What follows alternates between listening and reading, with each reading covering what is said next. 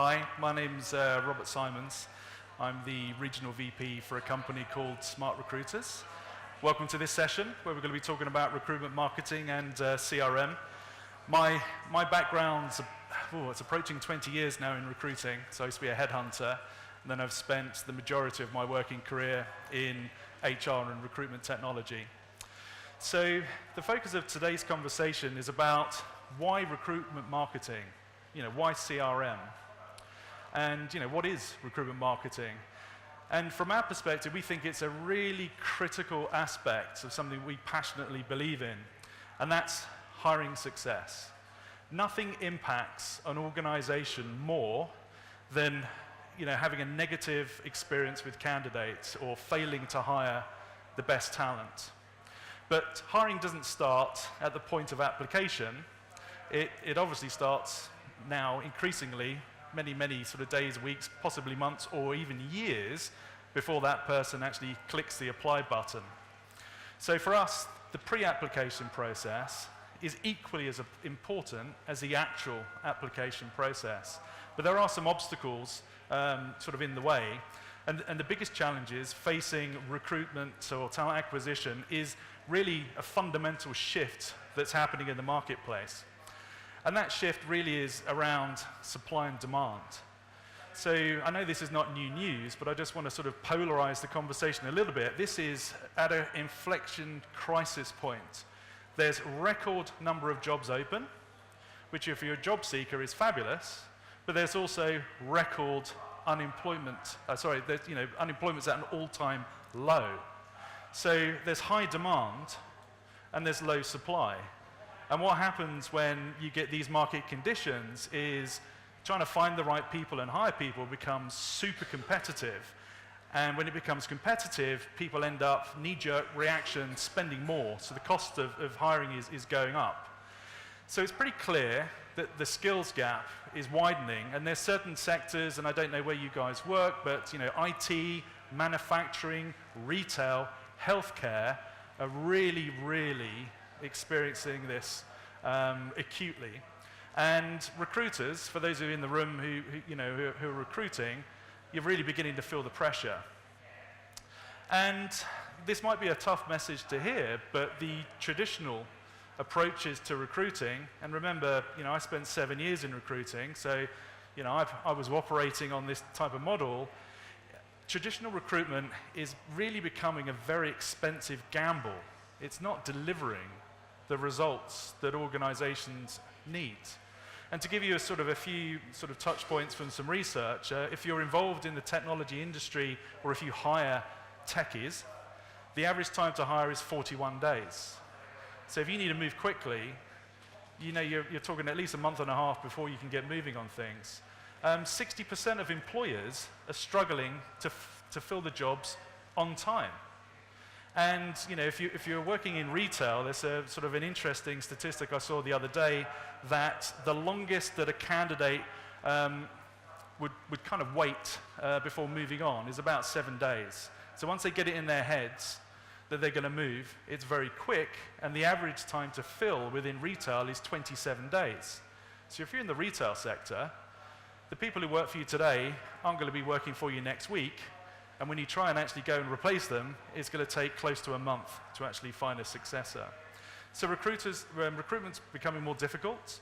Pipelines are thinning. A lot of organizations that we talk to, their hiring velocity is under pressure. They just can't get enough critical mass of people through the process. And as I've said, it's become super competitive. And if you take a step back and look at the situation, we've transitioned from what was a candidate-focused market a few years ago to where we are today. And the candidate profile isn't what it used to be. And by that, I mean candidates are getting smarter. They have more jobs available to them than ever before. Today's economy caters for them rather than us as employers. So it's a candidate-driven marketplace. They have this access to information which is far greater than it's ever been before. So they can click onto Glassdoor and see what people are saying about your brand. You can see how they rate your CEO. You can see the interview questions that people have asked. They can reach out to people on LinkedIn who perhaps work within your business, and they can take sort of behind-the-scenes anecdotal sort of referrals of what life is like. Indeed, and there's lots of other sites where the inside of your company is being exposed externally, and you have zero control over it. And the other thing which is changing is the way in which candidates behave. We're so used to one-click Amazon buying in sort of this sort of consumer-grade way of operating. They expect the same experience when they're applying for a job. And they want to feel like a customer. If they're taking the time to reach out and perhaps apply for a job, they expect it to be technology-enabled, to be a good experience. And with everything being sort of driven through the internet channels, if they're not liking what they're seeing, they're one click away from going to your competitor. So again, speaking to organizations, I've been working with a number of people over a number of years. The feedback I'm beginning to hear, because everyone relied very heavily on LinkedIn, they're now saying, look, in-mails aren't working anymore. The open rates and the response rates have significantly dropped. So you can't just kick back and rely on LinkedIn to drive your pipeline. It's just not working. So if candidates are changing and their behavior is changing, why should recruitment practices remain the same? And I think it's quite clear, and I'm sure you can reflect on what's happening with your own organization, the traditional ways of recruiting just aren't working. It's not cutting it. We have to evolve as recruiters and as a recruitment organization. The sort of single-threaded sending out an email, trying to entice somebody to engage with your brand, if that's one of the strategies you're using, doesn't work. The average number of emails that people receive now a day is about 121. I know I get close to 200. I've got 26,000 unopened emails in my Gmail account. Obviously, I monitor them. I don't actually open stuff now because you just scan it and just think, okay, and kind of move on. The other thing that I think is hampering recruiters today is neglecting silver medalists. So what I mean by that is, you've run a process, you've got two great candidates, you hire one of them. What happens to the almost, the person who nearly got it? What are you doing to stay in touch with them? To give them a positive experience, to perhaps redirect them to other roles, and it's just not happening. And this whole sort of just-in-time hiring, which is very much we need to hire somebody, okay, as a recruiter, I'll go and find somebody for you. It's unpredictable. It really deprioritizes this sort of concept about pipelining. It definitely stresses out hiring teams, and it's certainly expensive. I mean, I know this from a personal perspective. If my wife says we need to go on holiday, and I don't plan it well in advance, I have to pay through the nose to get a holiday. Same thing for recruitment. If you need to fill roles which you weren't planned for, typically it's going to cost more because you need to pull out all the stops to hire that person. So I've painted a little bit of a sort of a dark storm cloud around recruiting. There's pressure in the job market, the economy, candidate behavior is changing. The recruitment strategies which worked in the past are kind of falling short. But the real thing that I want to talk about today is flipping the switch on this reactive to proactive. And just to sort of start off and just make sure we're all on the same page, this sort of requisition-driven hiring, or just-in-time hiring, is the old way of working. It's a linear process. Hiring manager says, I need to hire somebody, recruiter takes the requisition, does the mapping, starts the advertising, waits a while, looks at the candidates, and obviously that process, you can see on screen there. But times have changed. That type of working, that way of working is slow. It's not agile. You get bottlenecks in this process. You're having to wait for things to happen. It's unpredictable. You don't know whether you're going to get 50 candidates, 5 candidates, or no candidates. You've got no visibility, really, of sort of talent pipelining. And it's making it very challenging for recruitment managers and organizations to invest in resourcing because they still view recruiting as a cost center. I've got a whole other talk about the fact that people aren't spending enough on recruiting, but I'll save that for another day. So, the bottom line is, this way of working, it's not delivering the ROI that it used to. And what we're seeing is the companies that are winning are the ones who really prioritize candidate engagement and mold the process to look much more like a marketing funnel. So let's take a closer look. And this is a kind of a funnel representation of kind of the classic way of recruiting. At the top of the funnel, sources are filling up the talent pipeline. So they're putting people in. Then recruiters manage the actual sort of selection process on behalf of the organization. There's typically zero engagement, with candidates at the top of funnel. And if you're not familiar with the top of funnel sort of phrase, it's just basically, if you think about it, you hire somebody at the bottom, you've got to speak to 100 people. Above the funnel is where you need to be focusing and doing this sort of activity.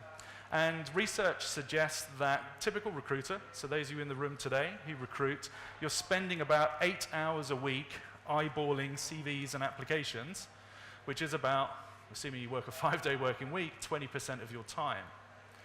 And yes, you're using your knowledge to make a good match, but what if there was a different way of working? And imagine the time that we would have back as recruiters if we could automate a lot of that work. And that's basically my prediction. Okay? This is not science fiction. This is today. The vendors are outside. Companies are doing this. Automation will take over the majority of the screening and selection process. And to the point that recruiters won't have to manually support, these early stage assessment steps. So just as an aside, we're going to spend a little bit of time about talking about McDonald's in a few minutes and give you some insights to how they're addressing things. But AI and automation is a technology that can and will run self-scheduling for interviews. There's AI tools out there today that will find slots in your diary and schedule people straight in. And I remember as a recruiter, I hated scheduling interviews. Calling the hiring manager, calling the candidate, backwards and forwards, it is really, you want to pull your hair out. Candidate matching and actually sort of placing a candidate into the right jobs can be automated. And screening and background checks, one of my good friends is the EMEA VP of First Advantage Group. The stuff they're doing around the background checks and the automation is phenomenal. It really is. So all of these point solutions in the future should speak to each other. And they can absolutely replace the sort of the manual elements that I've talked about and a lot of that sort of human sort of interaction. So the question is, will this exist in the future, this kind of model? So let me recap for a minute. We've looked at the catalysts of change that's happening in the marketplace. There's this new economy coming on. The candidates' behavior and their profiles are changing. There's recruitment automation, which I said is live, it's happening now. So all of this means that the funnel structure is fundamentally going to change. The next question is, so what does it look like? Where are we moving to? And I think that the role is going to adapt. Yes, there's always going to be a human element in recruiting, but the recruitment responsibilities are going to change with automation.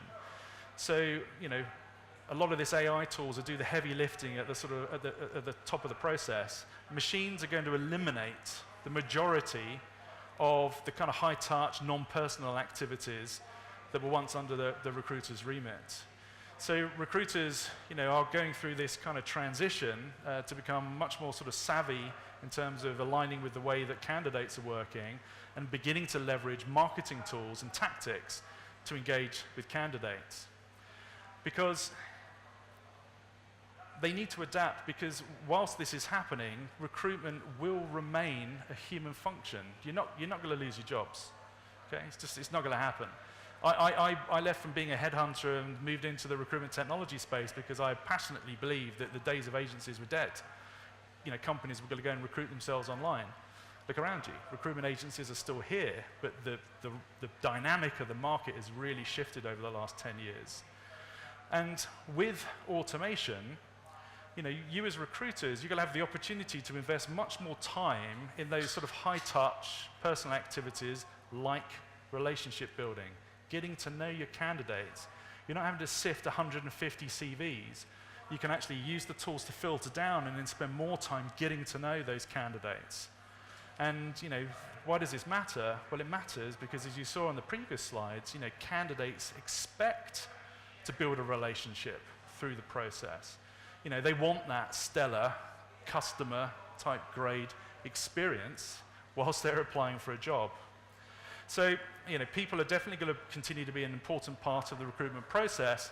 And what we're seeing is that recruiters are shifting their skills to more value-added efforts such as candidate nurturing.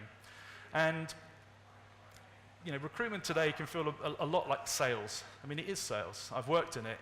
I've got hoodwinked into recruitment. I was a marketeer. Somebody painted this wonderful picture of recruiting. I gave up my job. I joined Computer People as an IT recruiter, and for the first couple of months, it felt like double glazing sales. That's kind of the operation, because it was these sort of one-to-one interactions. There's a lot of pressure there, but the transition and the sort of skill set that we're seeing and the change that needs to happen for recruiters is to become a one-to-many, so much more like a marketeer, hence the term recruitment marketing. So sources and recruiters need to think about new ways of attracting talent and passive talent and executing on that strategy through recruitment marketing. And the core of recruitment marketing, if you're not familiar with that term, just to kind of bring it to life a little bit for you, it's all about nurturing relationships. Okay? It's about focusing on the context of a relationship. So it might not be good right now, that's the context, but that could be a phenomenal candidate for the future. So why aren't you staying in touch? Why aren't you building a relationship with that person? So effective recruitment marketing boils down to the kind of the how and the when you're delivering messages to that audience. And there's research out there, and I see this very, happening an awful lot. About 70 to 80% of the recruiting happens pre-application. They're online, they've spoken to somebody in your business, they've researched your company, so at the point of application, a load of stuff has already happened. And one of the more uncomfortable topics that we tend to talk about is whether there is actually a skills gap in recruiting. Are you guys equipped to make this shift, to transform away from those traditional methods, which we've said are failing, to the new way of working? And the fact of the matter is, most of us haven't grown up in a marketing function. You fell into recruitment a bit like I did, or you've kind of decided that this is the career for you. So, how can you bridge that gap? How can you sort of cross that chasm? And there's two ways that I think that you can address this. The first really is looking at tools and technologies to help you make that transition. So, enter the room, CRM Technology. And, you can remember this image from the previous slide. The idea is to move from this sort of reactive model to a much more proactive one. Okay? And this is kind of how CRM works. So previously, in the old way of working, you kind of get a job, you go out, you market, you select, you hire. With CRM, what you're doing is you're going out and you're building a talent community of people ahead of demand. So you're building databases of potential candidates. You then need to organize these people in a way that's effective. No point doing mass marketing. Group people around common skill sets, locations, needs, wants, and desires. You organize the candidates into a structure, and then you start nurturing them. So communicating with them, providing content, engaging them, inviting them into your organization to connect with other people, reinforcing your values, talking about where you're expanding, the new opportunities. And those companies who do this extremely well, this is the sort of process that they go through. And one extra thing to think about if you are considering investing in a CRM tool, And based on this morning's conversations, about 40% of the people I spoke to have a CRM tool. But if you're not there yet and you're having a look at this sort of journey, it's a question about, do I go deep and go a CRM specialist, so somebody who just does CRM, or, and those tools have certainly been around longer, or do you go sort of native CRM? So you look at a platform which has got CRM and ATS together, working sort of side by side.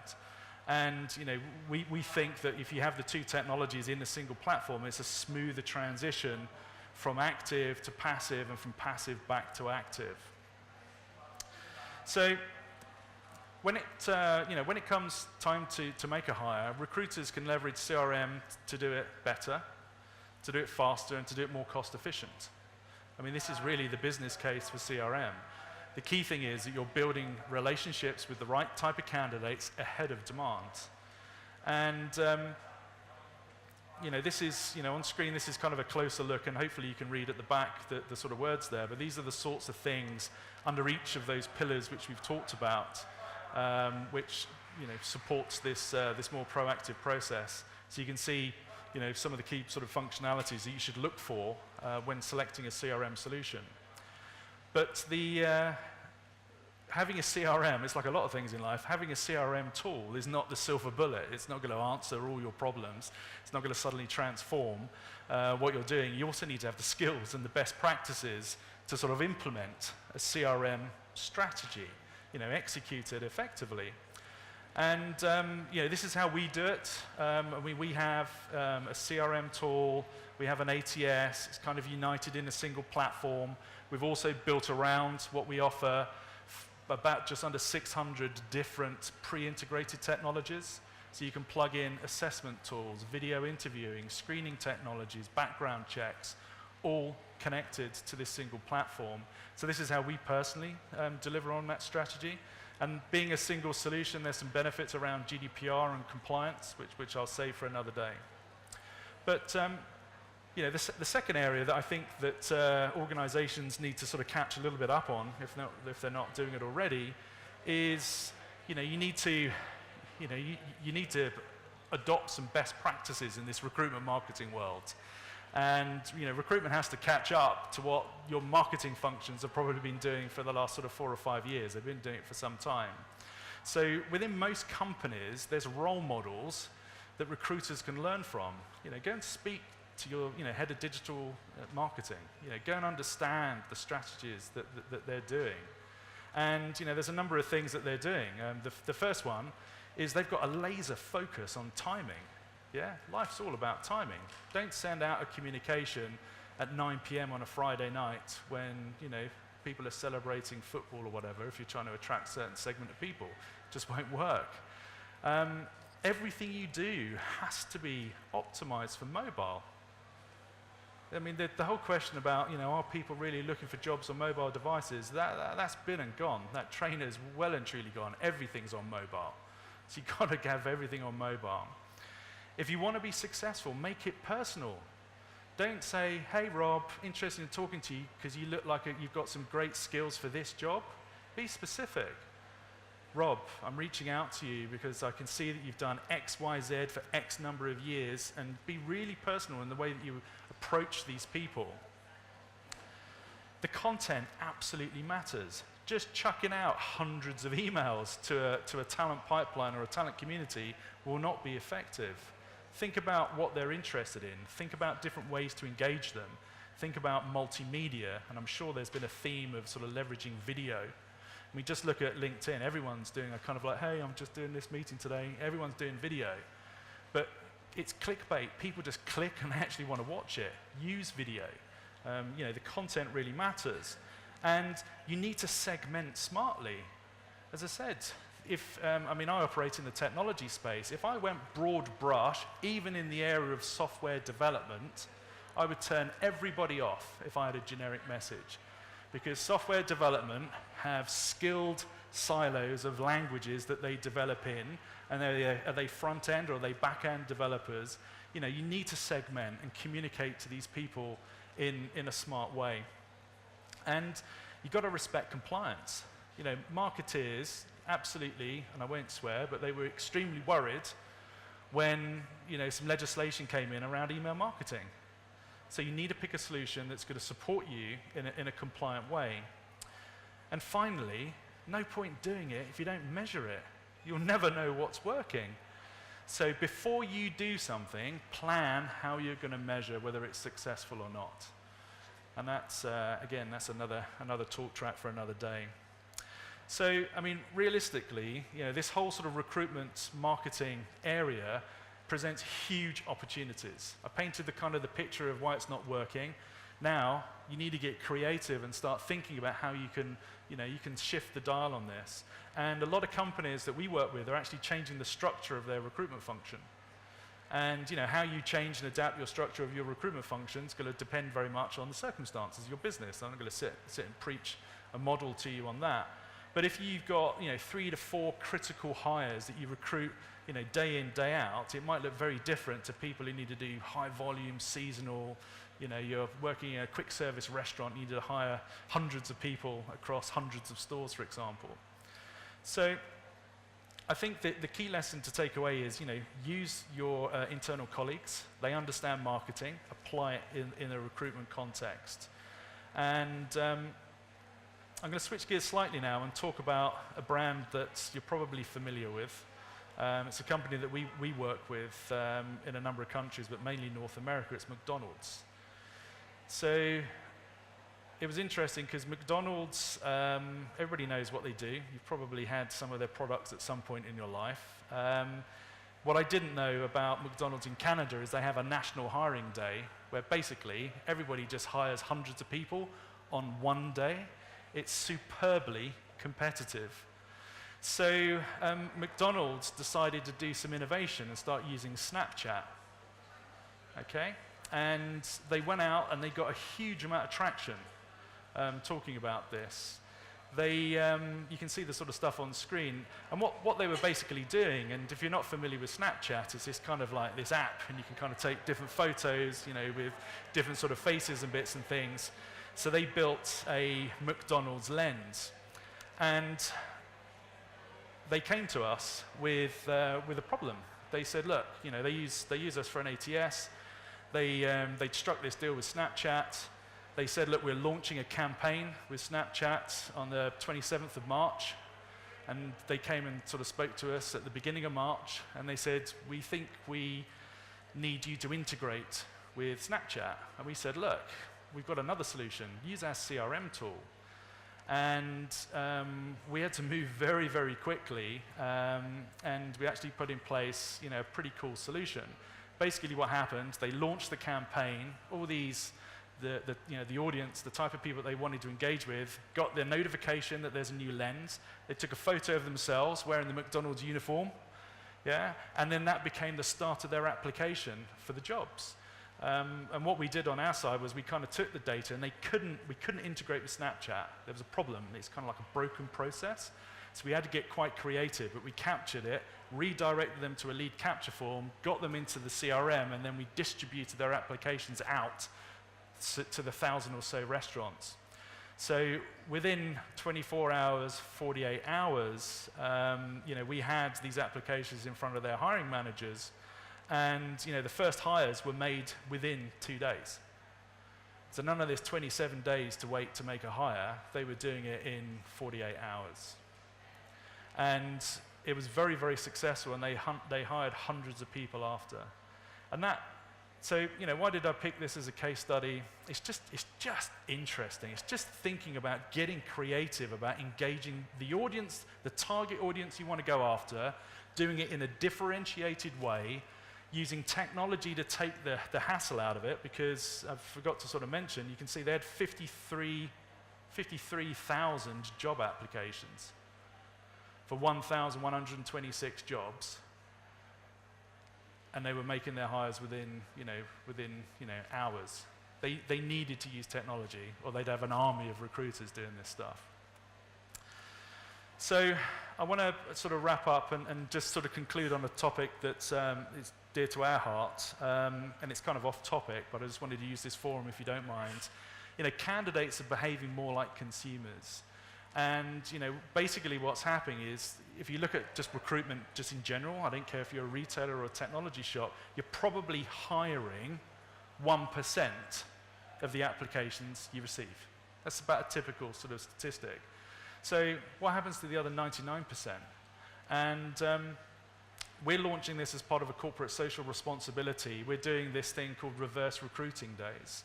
And basically, it's a day, and we do this sort of half a day a quarter, where our recruiters call back the candidates who are unsuccessful, and we actually invite those rejected candidates back into our offices, and we sit down and we talk about how they could optimize the way that they engage with us. We give them some coaching around interviews, and we've signed up hundreds of companies around the globe to do this.